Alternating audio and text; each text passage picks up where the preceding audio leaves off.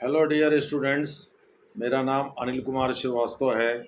जैसा कि आप सभी लोग पता है, मैं ऑप्शनल में PSIR और GS में बहुत सारे टॉपिक्स पढ़ाता हूं, जिसमें पॉलिटी रिलेटेड जितने भी टॉपिक जैसे पॉलिटी, गवर्नेंस, कॉन्स्टिट्यूशन और इसके साथ साथ PSIR से रिलेटेड इंटरनेशनल रिलेशंस है, सोशल जस्टिस भी एक अलग से टॉपिक पढ़ाता हूं। इसके अलावे मैं इंटरनल सिक्योरिटी और इकोनॉमिक्स, इंडियन इकॉनमी है वर्चुअली वो, तो उसे मैं पढ़ाता हूँ। ये सारी चीज़ें जो है मैं पढ़ाता हूँ। इकॉनमी इसलिए पढ़ाता हूँ क्योंकि मैं बहुत दिनों तक सिविल सर्विसेज के लिए उसको पढ़ाया हूँ और MA इकोनॉमिक्स से हूँ भी। तो खैर, आज का जो टॉपिक है वो ये है, क्या डोनाल्ड ट्रंप जो अमेरिका में इंटरनेशनल रिलेशन से संबंधित है, तो क्या डोनाल्ड ट्रंप जो अमेरिका में चुनाव हो रहा है राष्ट्रपति का, अगर वो सत्ता में आते हैं तो भारत के लिए कितने कारगर होंगे? क्या डोनाल्ड ट्रंप भारत के लिए उपयोगी साबित होंगे? यानी क्या रिपब्लिकन पार्टी का नज़रिया भारत के प्रति बदलेगा? जो अभी अंतर्राष्ट्रीय स्तर पर देखने में ये मिल रहा है कि इनडायरेक्टली, भले ही डायरेक्टली जो बाइडेन और कमला हैरिस कुछ भारत के खिलाफ नहीं बोल रहे हैं, लेकिन चुनाव के पहले जब अनुच्छेद 370 हटा था जम्मू कश्मीर से, तब कमला हैरिस ने बहुत अभद्र टिप्पणी किया था और आज भी इनडायरेक्टली भड़काने में खालिस्तानियों को और अन्य को लगे हुए हैं। जैसे वो पन्नू जो है वो अमेरिका में ही शरण लिए हुए, जो खालिस्तान का सबसे बड़ा प्रचारक है अमेरिका में और कनाडा में। गुरपवंत सिंह पन्नू उसका पूरा नाम है। तो उसको शरण दिया हुआ अमेरिका, और नहीं तो कहता है भारतीय एजेंट उसकी हत्या कराना चाहते थे। उसमें उसने भारतीय एजेंट के खिलाफ और यहाँ तक कि अजीत डोभाल के खिलाफ भी उसने FIR करवा रखा है। व्लादिमीर पुतिन के अगेंस्ट वो काम कर ही रहे हैं, जो बाइडेन सरकार कर ही रही है। इसीलिए व्लादिमीर पुतिन बाहर नहीं निकलते हैं, क्योंकि मोटे तौर पर उनको इंटरनेशनल कोर्ट ऑफ जस्टिस भी ढूंढ रहा है और इंटरनेशनल क्रिमिनल कोर्ट जो रोम स्थित है वो भी ढूंढ रहा है। तो कहीं ऐसा ना हो कि उनके खिलाफ इनडायरेक्टली गिरफ्तारी की तलवार लटक रही हो, क्योंकि इंटरनेशनल क्रिमिनल कोर्ट जो है वो सुना ये जाता है उसने FIR करा रखा है और सिक्योरिटी काउंसिल कहीं सैंक्शन न कर दे। हालांकि रूस भी उसका एक परमानेंट मेंबर है, हो सकता है वो वीटो कर दे, लेकिन फिर भी व्लादिमीर पुतिन को ये डर है कि कहीं ऐसा न हो कि इन किन प्रकारेण सुरक्षा परिषद से सैंक्शन कराने में कामयाब रहें वो जो बाइडेन और इंटरनेशनल कोर्ट ऑफ जस्टिस जो हेग स्थित है वह भी व्लादिमीर पुतिन की तलाश कर रहा है, कहीं उन्हें आपराधी घोषित करके उनके खिलाफ बदले की कार्रवाई न की जाए। इस वजह से भी वो छोड़ करके रूस यानी मॉस्को बाहर नहीं निकलते हैं। कहा यहाँ तक जा रहा है कि अंतर्राष्ट्रीय स्तर पर जो विदेशी मुद्रा वो तेल बेच करके प्राप्त करते थे, उसमें सैंक्शन लगा करके अमेरिका ने उनको 50 करोड़ अमेरिकी डॉलर का चूना लगाया है। यानी मोटे तौर पर आप कह सकते हैं कि 8×5 = 40, यानी 400 करोड़ से ऊपर, भारतीय करेंसी में 400 करोड़ रुपए से ऊपर का चूना लगाया है जो बाइडेन ने।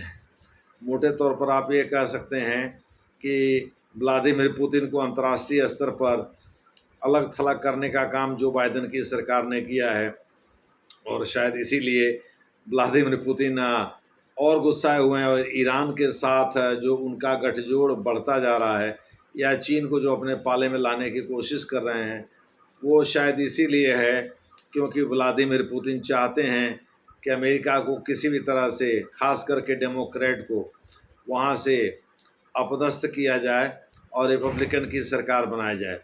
हम लोग इसी पर आज चर्चा करने वाले हैं कि डेमोक्रेट और रिपब्लिकन में भारत के लिए उपयोगी कौन होगा।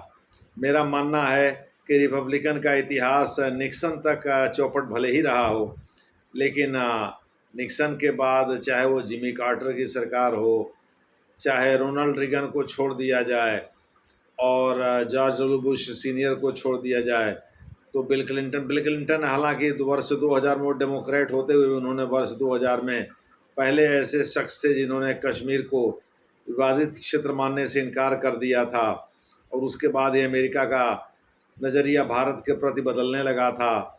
लेकिन वर्ष 2005 में एक वाटरशेड मूवमेंट आया जब Republican president George Bush junior, ठीक है, उन्होंने 18 जुलाई 2005 को डॉक्टर मनमोहन सिंह के साथ वाशिंगटन डीसी में असैनिक परमाणु समझौता करके पूरी दुनिया को चौंका दिया। और यह उन्हीं की देन है कि भारत ने बावजूद इसके उसने 1998 में पोखरण परीक्षण 2 किया था, 13 और 28 जुलाई को 5 डिवाइस 5 जो नाभिकीय उपकरण हैं उसका विस्फोट करा करके। लेकिन ये उन्हीं की देन है जिससे भारत न्यूक्लियर सप्लायर ग्रुप के करीब आ सका। भले ही वो उसका मेंबर नहीं बन पाया है, क्योंकि चाइना नहीं चाहता है कि भारत विश्व स्तरीय शक्ति हो। वो चाहता है कि भारत क्षेत्रीय मामलों में ही उलझा रहे और पाकिस्तान से ही उसकी तुलना होती रहे, जिससे उसका भौकाल जो है वो ग्लोबल स्तर पर बना रहे। लेकिन मेरा ये मानना है रिपब्लिकन हमेशा से भारत के लिए उपयोगी रहे हैं। इसीलिए कहा जा रहा है डोनाल्ड ट्रंप, जिनका नारा अमेरिका फर्स्ट, हालांकि इससे अश्वेत लोग वहाँ भले ही अलग थलग महसूस करते हों, जैसे भारत में मुस्लिम समाज जो है नरेंद्र मोदी से महसूस कर चुके। नरेंद्र मोदी ने भी इंडिया फर्स्ट और नेबरहुड फर्स्ट का नारा दिया था, लेकिन नेबरहुड फर्स्ट में उन्होंने कोशिश किया है कि भाई मालदीव और श्रीलंका जैसे देशों पर या पाकिस्तान जैसे देशों पर दबाव बनाया जाए, तो बांग्लादेश भी उस श्रेणी में आ गया है, म्यांमार भी उस श्रेणी में आ गया है। क्योंकि जब तक ऑंग सान सू की थी तब तक माना जाता था कि म्यांमार भारत के साथ चलने को, कदम ताल करने को तैयार है। लेकिन जब से ऑंग सान सू की वहाँ से हटी हैं और वहाँ सैन्य शासन लगा है, तब से म्यांमार का झुकाव ज़्यादातर चीन की ओर है। हालांकि सैन्य शासन के दौरान ही डॉक्टर मनमोहन सिंह की सरकार के समय भारत का करार म्यांमार के सरकार से हुआ था, और थिलवे नामक जगह पर भारत ने एक गहरा बंदरगाह बनाना शुरू किया था जो बंगाल की खाड़ी के करीब है, और वो म्यांमार में यांगून नदी के बेसिन में स्थित है। वो आप कह सकते हैं थोड़ी सी दूरी पर है सितवे से, जहाँ की चाइना एक गहरा पोर्ट बना रहा है, बंदरगाह बना रहा है। और उसने यहाँ तक कि कोको आइलैंड को भी 97 साल की लीज पर लिया हुआ है इनसे, म्यांमार से। और माना जाता है कि Coco island Andaman, greater Andaman के सामने वहाँ बारेन आइलैंड है, उसी के पास ही है, उससे थोड़ी सी दूरी पर नीचे दक्षिण की तरफ है।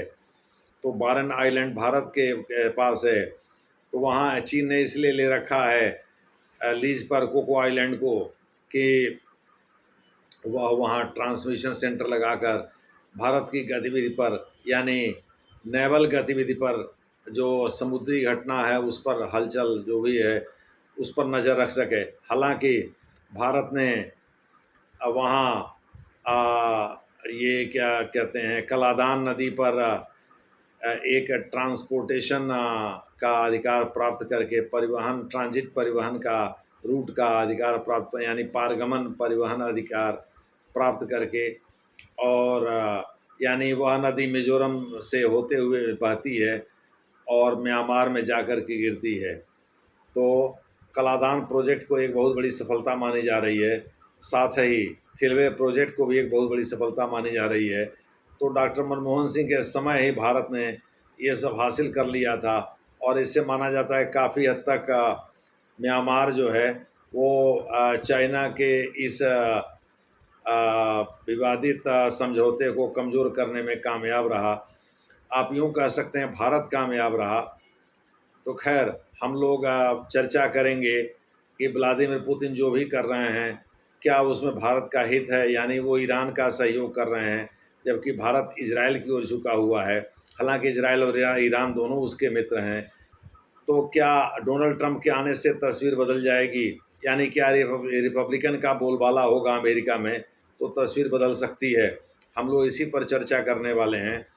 हम आपको बताते चलें कि अमेरिका में निश्चित रूप से डोनाल्ड ट्रंप के आने के बाद तस्वीर बदलेगी, क्योंकि डोनाल्ड ट्रंप चीन से कोई व्यापारिक समझौता नहीं करते और वो भारी भरकम टैक्स लगाएंगे, उससे भारत को भी थोड़ा नुकसान होगा। लेकिन भारत में जिस तरह से इनडायरेक्टली, परोक्ष रूप से जो बाइडेन की सरकार तथाकथित वामपंथी उदारवादियों और यहाँ मानवाधिकार के चैंपियन को प्रमोट कर रही है, और जिस प्रकार से राहुल गांधी अमेरिका जाते हैं और जा कर के भारत के खिलाफ अनाप शनाप बोलते हैं, मोदी के खिलाफ बोलते हैं, भारत के खिलाफ बोलते हैं, उस पर ज़रूर रोक लगेगी। और मुझे ये भी लगता है कि अगर वो आ गए डोनाल्ड ट्रंप, तो हो सकता है गुरप्रीत सिंह पन्नू का एक्स्ट्रेडिशन यानी प्रत्यर्पण भी भारत हो जाए, और भारत इसकी निश्चित रूप से मांग करेगा। और वो दबाव डाल करके ब्रिटेन से नीरव मोदी और विजय माल्या को भी भारत के लिए प्रत्यर्पण करा सकते हैं, क्योंकि जब वो राष्ट्रपति थे उसी समय वहाँ के हाई कोर्ट ने उन लोगों की जमानत अर्जी खारिज कर दिया था और एक्स्ट्राडिशन को मंजूरी दे दी थी। अब वो ब्रिटिश गृह मंत्रालय के अधीन है। हालांकि ऋषि सुनक के रहते ये काम हो जाना चाहिए था, लेकिन अब तो वहाँ सरकार बदल गई है। लेकिन माना जाता है कि हो सकता है, चूँकि लेबर पार्टी के समय ही भारत आज़ाद हुआ, लेबर पार्टी इन जनरल तो भारत के अगेंस्ट रहती है, लेकिन हो सकता है कि लेबर पार्टी के आने के बाद और उधर अगर रिपब्लिकन का बोलबाला हो जाता है, अमेरिका का पिछलग्गू है ही ब्रिटेन, तो हो सकता है डोनाल्ड ट्रंप जो नए प्रधानमंत्री हैं ब्रिटेन के, उन पर दबाव बनाकर भारत के लिए, इनके लिए प्रत्यर्पण का रास्ता खोले। और जम्मू कश्मीर में जो मानवाधिकार का बिना मतलब बोगी किया गया, मानवाधिकार का उल्लंघन हो रहा है, ऐसा बोगी क्रिएट किया गया है, या भारत में मोदी के खिलाफ जो प्रेस स्वतंत्रता आदि को लेकर के तमाम तरह के मिथ गढ़े गए हैं, हो सकता है इन पर लगाम लगे। इसलिए डोनाल्ड ट्रंप का अमेरिका में आना मुफीद होगा। यही नहीं, व्लादिमीर पुतिन भी यही चाहते हैं कि डोनाल्ड ट्रंप अमेरिका में आए, क्योंकि उनको लगता है यूक्रेन के जो राष्ट्रपति हैं वोलोदिमीर ज़ेलेंस्की, जो यूक्रेन को चाहते थे नाटो में शामिल कराना, और नाटो की संख्या बढ़ भी गई है, 32 हो गई है। मुझे लगता है स्वीडन उसका 32वां सदस्य बना है, पहले 28 थी, 28 से बढ़ कर के 32 हो गई है, और उसमें ज़्यादातर यूरोपियन देश ही शामिल हैं। स्वीडन उसका 32वां सदस्य बना है। अगर यूक्रेन भी शामिल हो गया, जो मोटे तौर पर यूरोप में ही आएगा, ठीक है, पोलैंड का पड़ोसी है, तो हो सकता है कि नाटो की संख्या में बृहद वृद्धि हो। और हो सकता है जो यूक्रेन की राजधानी कीव है, वहाँ से मास्को की दूरी मोटे तौर पर 400 किलोमीटर है, यानी वो भी नाटो के रेंज में आ जाएगा। जो बाइडेन यही चाहते हैं, और मुझे ऐसा लगता है जो बाइडेन या एंड कंपनी के सहयोग से ही वोलोदिमीर ज़ेलेंस्की भारी भरकम पैसा प्राप्त कर रहे हैं अमेरिका तथा पश्चिमी देशों से, और रूस के खिलाफ लगभग 3.25 साल लड़ाई लड़ते हो गया। अब रूस के व्लादिमीर पुतिन भी सोचने पर मजबूर हो रहे होंगे, क्योंकि लग रहा था कि ये जो लड़ाई 10 दिन में ख़त्म होनी चाहिए, वो 3 साल कैसे खिंच गई। तो शायद इसका नतीजा यही, तो इसका उत्तर यही हो सकता है कि पश्चिमी देश जिसमें अमेरिका अग्रणी है, वह इसको सहयोग कर रहे हैं, और पोलैंड और रोमानिया के रास्ते माना जा रहा है अधिकांश मदद पहुंच रही है यूक्रेन को। अब बॉर्डर तो सील कर नहीं सकता रूस जब तक कि पूरे यूक्रेन पर नियंत्रण न कर ले। वो तो यूक्रेन के हाथ, यूक्रेन ने कभी सॉवरेंटी तो बेची नहीं है। तो कुछ लोग ये कहते हैं भाई क्यों नहीं रूस उसको ब्लॉक कर दे रहा है। अरे रूस ने उन इलाकों में कई बार बमबारी भी की है, कई बार उसने समुद्र में भी बमबारी की है, लेकिन उससे कुछ उसको हासिल नहीं हुआ, क्योंकि फिर भी अगर इन लोगों पश्चिमी देशों की जो सहायता है वो वोलोदिमीर ज़ेलेंस्की तक पहुंच रही है। ये भी कहा जा रहा है वोलोदिमीर ज़ेलेंस्की, जिन्होंने करीब करीब 100 करोड़ रुपए, अरब 100 करोड़ अमेरिकी डॉलर से ऊपर की मदद ले चुके हैं पश्चिमी देशों से। कहा जा रहा है वो एक भ्रष्ट राजनेता हैं, चूँकि सबको वह जानकारी है, सब सर्वविदित है कि सत्ता में आने के पहले वो एक कॉमेडियन थे, यानी यूक्रेन में घूम घूम करके लोगों को हंसाने काम करते थे, टेलीविज़न पर आते थे। लेकिन अब ये तो लोकतंत्र है, जनता जिसको चुन दे, जनता ने उनको चुन दिया और वो यूक्रेन के राष्ट्रपति हो गए। राष्ट्रपति ही वहाँ सर्वे सर्वा होता है, जैसे भारत में सरकार का मुखिया प्रधानमंत्री होता है, वैसे यूक्रेन में सरकार का मुखिया राष्ट्रपति होता है, तो वो झुकने को तैयार नहीं है, चूँकि उनको पश्चिमी देशों से सहायता मिल रही है। वो बंकर में स्पेशल कमांडो के बीच छिप करके रहते हैं। और व्लादिमीर पुतिन का एक टारगेट ये है कि किसी तरह से उनको गिरफ्तार कर लिया जाए, जिसके बाद से ही ये युद्ध समाप्त हो जाएगा। लेकिन उन्होंने सरेंडर तो किया नहीं है। तो माना ये जा रहा है जो ईरान का सहयोग कर रहा है रूस, उसके पीछे दो कारण हैं। पहला कारण तो ये है कि भारत सहित दुनिया के तमाम देश हैं, जो कतर सहित दुनिया के तमाम देश हैं, तमाम मुस्लिम कंट्री हैं जो लगेंगे अमेरिका पर दबाव बनाने, जैसे कतर, जॉर्डन, कुवैत, ये जो अमेरिका के खेमे के देश हैं, यही सब लगेंगे भाई ऐसा है जो ब्लॉकेड है ईरान के ख़िलाफ़, जो इजराइल ने कर रखे हैं उसको हटाओ, या दूसरे शब्दों में तेल और गैस का फ्लो बनने दो, नहीं तो हम लोग दूसरे देशों को कैसे बेचेंगे, फिर हम लोग खाएंगे क्या। यानी जो ऐश आराम से रहते हैं कुवैती, आप लोगों को पता ही है कुवैती डॉलर जो है दुनिया में, या दीनार कह सकते हैं, दुनिया में सबसे ज़्यादा महंगी मुद्रा है।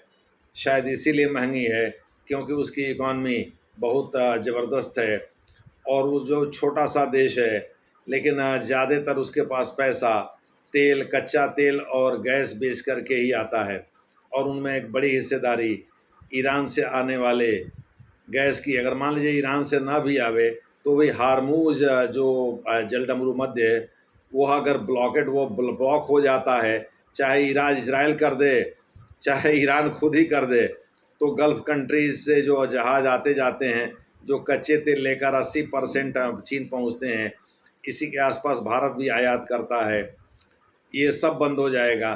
दूसरे शब्दों में यहाँ हार्मूज जलडमरू मध्य बंद हो जाने से सब बंद हो जाएगा। इसीलिए रूस जानता है कि भाई भारत इससे नाराज़ नहीं होगा, भारत इससे खुशी होगा, क्योंकि ईरान पर अगर इजराइल अटैक करता है, उसके तेल डिपो पर अटैक करता है, उसके खार्ग नामक द्वीप जहाँ के उसके तेल भंडार अगर वहाँ अटैक करता है, उसके न्यूक्लियर साइट पर करता है, तो न्यूक्लियर साइट का तो सीधा संबंध हो सकता है अमेरिका से हो, वो तो किसी के लिए भी खतरा है, भारत के लिए भी खतरा है, रूस के लिए भी खतरा है, हाइपरसोनिक मिसाइल भी खतरा है।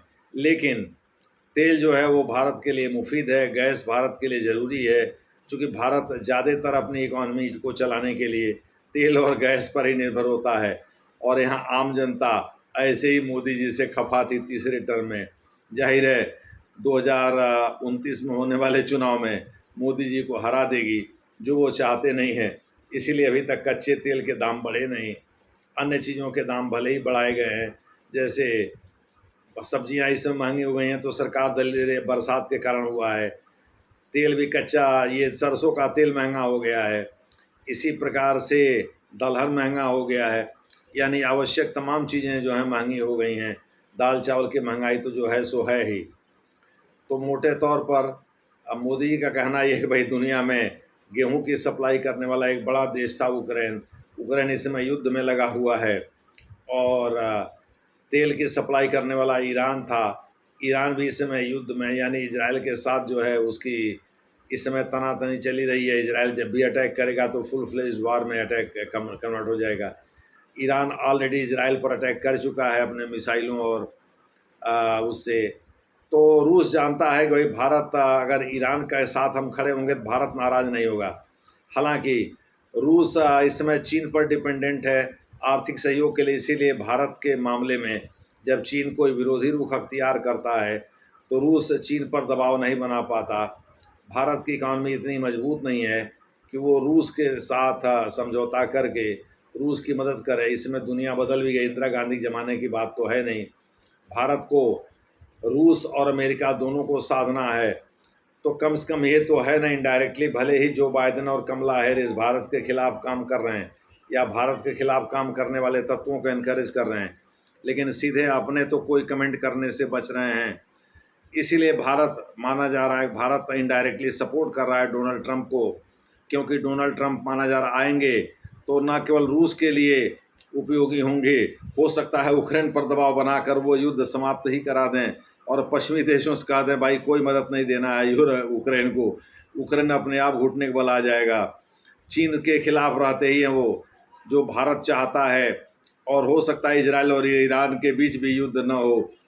इजराइल उसके कुछ अटैक का जवाब दे करके हल्का फुल्का, चूँकि अभी तो वो हिजबुल्लाह को ख़त्म करने में लगा हुआ है, इसके साथ साथ हौती और हमास के खिलाफ भी वो लड़ रहा है। तो ऐसे मामले में डोनाल्ड ट्रंप हो सकता है ईरान इजराइल युद्ध भी रुकवा दें, जिससे भारत के दोनों हाथ में लड्डू होगा। डिफेंस डील के लिए वो इजराइल पर निर्भर है और तेल के लिए वो ईरान पर निर्भर है। पुनः ईरान में चाबहार बंदरगाह वो विकसित भी कर रहा है। जारांज पोर्ट, जिसे गारलैंड रोड कहते हैं, उस जारांज रोड का विकास ऑलरेडी भारत कर चुका है। ठीक है, वो एक तरह से अफ़गानिस्तान और ईरान को जोड़ने वाला ग्रैंड ट्रंक रोड की तरह से है। तो भारत कभी नहीं चाहेगा कि भाई ऐसा है ईरान और इजराइल के बीच युद्ध हो और ईरान कमज़ोर हो। इसी प्रकार से वो ये भी नहीं चाहता कि यूक्रेन और रूस के बीच युद्ध लंबा खींचे और यूक्रेन कमज़ोर हो, रूस खास करके रूस कमज़ोर हो। और रूस कमज़ोर तो नहीं हो रहा है, लेकिन रूस के पास अस्त्र शस्त्र जो आयुध हैं उसमें कमी ज़रूर आ रही है, क्योंकि युद्ध से काफ़ी बड़ा नुकसान होता है। अब हम संक्षेप में इतिहास बता देते हैं। रिपब्लिकन का ज़माना 1860 के बाद शुरू हुआ, खास करके प्रेसिडेंशियल इलेक्शन में, कांग्रेशनल इलेक्शन में। लेकिन डेमोक्रेट 1828 से ही सक्रिय रहे हैं और अमेरिका के ज़्यादातर राष्ट्रपति 1928 तक, अगर हम क्लीवलैंड और प्रोफेसर वुड्रो विल्सन को छोड़ दें, वुड्रो विल्सन साहब पहले प्रिंसटन विश्वविद्यालय में वहाँ प्रोफेसर पॉलिटिकल साइंस के प्रोफेसर थे, बाद में न्यू जर्सी के गवर्नर हुए और उसके बाद वो अमेरिका के राष्ट्रपति भी रहे। वो 1914 से लेकर के 1923 तक अमेरिका के राष्ट्रपति रहे। माने 23 जनवरी तक, चूँकि अमेरिका में एक विधान चला रहा है कि भाई अगर नवंबर में चुनाव होता है तो अगले साल 10 जनवरी को वहाँ का राष्ट्रपति या 20 जनवरी को वहाँ का राष्ट्रपति शपथ लेता। वो एक निर्धारित डेट है, उसी डेट पर सब कुछ होता है। उसमें कोई भारत की तरह से नहीं है कि निर्वाचन आयोग लिंगदो केस में गुजरात में अनुच्छेद 174 की व्यापक व्याख्या करते हुए सुप्रीम कोर्ट ने कहा कि विधानसभा के 2 सत्र के बीच कोई ज़रूरी नहीं है कि 6 महीने से ज़्यादा का समय नहीं हो सकता। अगर स्थितियां विपरीत हैं तो चुनाव बाद में भी कराया जा सकता है। जी.एम. लिंगदो साहब उस समय चीफ इलेक्शन कमिश्नर थे। उस समय सोनिया गांधी की सरकार थी। 2002 में तो वाजपेयी साहब की सरकार ही थी, लेकिन चुनाव वहाँ जल्द कराने की नरेंद्र मोदी की जो मुहिम थी उसमें रोड़ा अटका दिया था जी.एम. लिंगदो ने, जो कि एक ईसाई थे। और शायद इसीलिए नरेंद्र मोदी को ऐसा लगा कि दंगे के क्रेस्ट पर सवार होते हुए उनको गुजरात में अधिक सीटें आ सकती हैं, तो वो जी.एम. लिंगदो पर इस बात के लिए दबाव बना रहे थे तो जल्दी से जल्दी चुनाव करा दें। वहाँ 2002 में ही वहाँ क्या कहते हैं, गुजरात में नरेंद्र मोदी सत्ता में बने रहना चाहते थे। मामला सुप्रीम कोर्ट में गया और सुप्रीम कोर्ट ने इस बात को हल करते हुए कहा, भाई अगर निर्वाचन आयोग को लगता है कि परिस्थितियाँ अनुकूल नहीं हैं तो ऐसे में निर्वाचन आयोग चुनाव को टाल भी सकता है और ऐसी कोई बाध्यता नहीं है कि विधानसभा के 2 सत्र के बीच 6 महीने से ज़्यादा का समय व्यतीत नहीं हो सकता। खैर, जो भी है, मोटे तौर पर हम ये कहना चाहते हैं कि भारत में जो आंतरिक स्थिति है काफ़ी हद तक वो वामपंथियों के राजनीति, वामपंथी उदारवादी, लेफ्टिस्ट लिबरल कहा जाता है या लेफ्ट लिबरल कहा जाता है। बहुत सारे पत्रकार भी इसमें शामिल हैं जो मोदी सरकार के आलोचक हैं। अमेरिका में माना जाता है डेमोक्रेट भी लेफ्ट लिबरल ही हैं। वो मानवाधिकार और तमाम अन्य उन मुद्दों को लेकर के जो उठाते रहते हैं उसको लेकर के वो भी मुखरित रहते हैं। और डोनाल्ड ट्रंप साहब तो इसलिए चुनाव हार गए दूसरे टर्म में क्योंकि कोरोना आ गया था। 4 साल तो अमेरिका के राष्ट्रपति थे ही। इस बार फिर माना ये जा रहा है, भाई भले कमला हैरिस वहाँ खड़ी हो गई हैं जो बाइडेन की जगह, लेकिन माना ये जा रहा है कि डोनाल्ड ट्रंप दोबारा आ सकते हैं अमेरिका का राष्ट्रपति होकर के, जो कि व्लादिमीर पुतिन और नरेंद्र मोदी दोनों चाहते हैं, क्योंकि वो राइट विंगर कहे जाते हैं और उनकी सोच अमेरिका को समृद्ध करना, सुरक्षित करना। तो भारत को नुकसान तो होगा व्यापार के मोर्चे पर, चूँकि वो कह रहे हैं भाई वो इम्पोर्ट ड्यूटी या आप कह सकते हैं कस्टम्स ड्यूटी या काउंटर वेलिंग ड्यूटी या एंटी डंपिंग ड्यूटी वो सब बढ़ा देंगे, चीन को भी भारी नुकसान होगा। ठीक है, लेकिन ऐसा माना ये जा रहा है कि वो फिर भी इन लोगों से यानी डेमोक्रेट की तुलना में अधिक कारगर होंगे, क्योंकि चीन में जो सरकार है, जो शी जिनपिंग की सरकार है, उससे और जो बाइडेन के लड़के से माना यह जा रहा है कि रिलेशन बहुत अच्छे हैं। वो एक अच्छे व्यापारी हैं और चीन के साथ काफ़ी लंबा चौड़ा व्यापार है। तो भले ही ऊपर से दिखाने के लिए, चूँकि अमेरिका की फॉरेन पॉलिसी है ताइवान को सुरक्षित करना, वह ताइवान को सुरक्षित करना चाहते हैं, लेकिन ये पक्का है कि डोनाल्ड ट्रंप के आ जाने के बाद वो पूरी तरह सुरक्षित हो जाएगा, क्योंकि 2026 में शी जिनपिंग की इरादा ये है कि वो ताइवान पर हमला करेंगे और ताइवान को अपने कब्जे में ले लेंगे। तो इस प्रकार से एक छोटा सा देश जो है, जिसको चीन अपना हिस्सा मानता है, वो चला जाएगा चीन के कब्जे में, जो कि अमेरिका कभी नहीं चाहता, क्योंकि अमेरिका ताइवान के माध्यम से ही काउंटर बैलेंस करता है रीजनल पॉलिटिक्स को। चूँकि एक चैनल से ताइवान अलग हो जाता है मेनलैंड से, ताइना के, और कॉमुनतंग पार्टी ने मुख्य रूप से ताइवान से ही शासन किया। इस समय जो ताइवान की सरकार है वो चीन विरोधी सरकार है। इसके पहले जो वहाँ महिला राष्ट्रपति थीं वो भी चीन विरोधी थीं।